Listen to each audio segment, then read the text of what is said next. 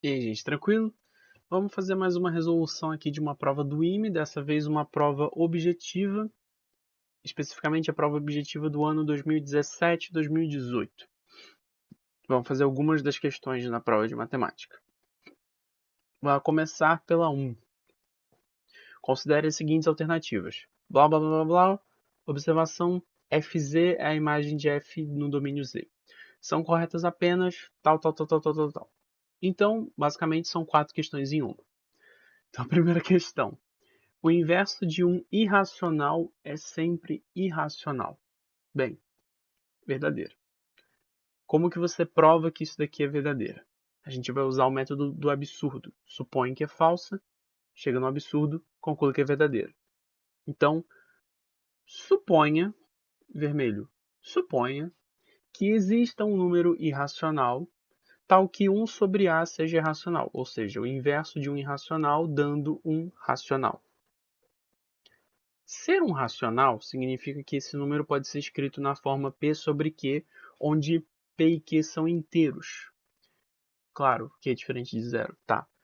Só que isso implicaria que o A é Q sobre P, ou seja, o A pode ser escrito como uma razão entre dois inteiros.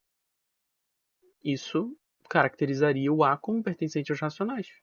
Só que a gente lá no início disse que o A era racional. Absurdo. Então, A1 é verdadeira, porque se a gente supõe que ela é falsa, chega num absurdo, de que o número é irracional e racional ao mesmo tempo. Acabou. Então, A1, verdadeira. A1 sendo verdadeira, você elimina letra C e letra E, o que basicamente te livra de analisar a 2. Você pode analisar apenas a 3 ou a 4. Vamos analisar então a 3, que também é verdadeira. Seja a função f de A em B e x e y, dois subconjuntos quaisquer de A, então o f da união, ou seja, a imagem gerada pela união, é igual à imagem de x mais a união com a imagem de y. De fato, como é que a gente prova que dois conjuntos, né, no caso dois conjuntos de imagem, são iguais? A gente faz que um está contido no outro e o outro está contido no 1. Então, primeira parte, para todo A pertencente à união de x e y, o A pertence ou ao x ou ao y, claro. Ou seja, o f de A pertence ao f de x ou o f de A pertence ao f de y. Tudo bem? Então, o f de A pertence a f de x união f de y. Ou seja, a gente pegou um conjunto, um número, um elemento qualquer do f da união. No caso, a gente pegou um elemento qualquer da união e viu que o f dele está dentro daquele f de x união f de y ali. Tudo bem? E agora supondo para todo B pertencente a f de x união f de y. A gente tem que o B pertence ou ao f de x ou ao f de y. Ou seja, existe um A tal que f de A é igual a B, sendo que esse A pertence ou ao x ou ao y. Então, o B pertence ao f de x união y. Isso torna aquilo que a gente comentou, de que um está contido no outro, o outro está contido no 1. Morreu. Porque todo elemento de um pertence ao outro e todo elemento do outro pertence ao 1. Feito. Então, a 3 é verdadeira. Com 1 e 3 verdadeiras, a gente obtém letra B. E a questão morre aí. Ah, mas eu quero analisar as outras agora que eu estou treinando, então na hora da prova eu não ia me sentir seguro. Tudo bem, analisa a 4. A 4 é falsa.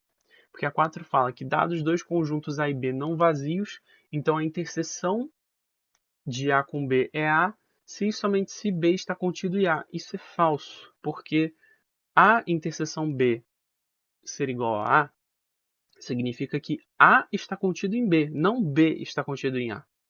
Entende? Porque para a interseção entre dois conjuntos ser um dos conjuntos, esse conjunto, que é a interseção, tem que estar dentro do outro. Ele tem que ser menor que o outro conjunto, não o contrário, não maior, tá? Então, a 4 é falsa, o que te dá mais certeza de que é a letra B. E para você ter certeza completa, você analisa 2, que também é falsa, que é um pouquinho mais chata, por isso deixei por último. Seja a função f de a em b e x e y dois subconjuntos quaisquer de a, então o f da interseção é igual ao f de x interseção f de y. Isso é falso por quê? Um contra-exemplo. Você pode tentar até formular alguma forma de provar, você vai ver que não vai dar certo.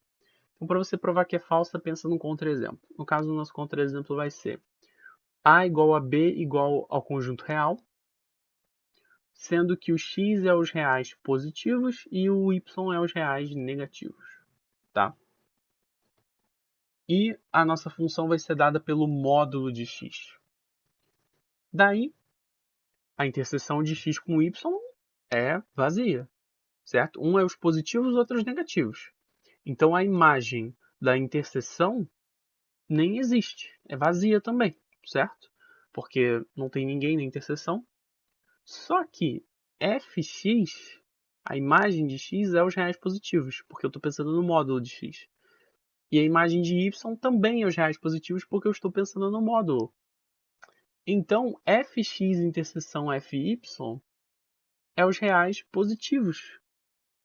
Isso não é a mesma coisa que vazio, simples assim, tá? Então, é um exemplo bem esdrúxulo, tipo assim, ele está querendo comparar e igualar o vazio ao conjunto dos reais positivos. Isso claramente não dá certo, tá? Então, é um contra-exemplo bem forte, tá? Todo contra-exemplo é válido, mas esse aí é bem forte. Então, feito. Espero que vocês tenham entendido e vamos seguir.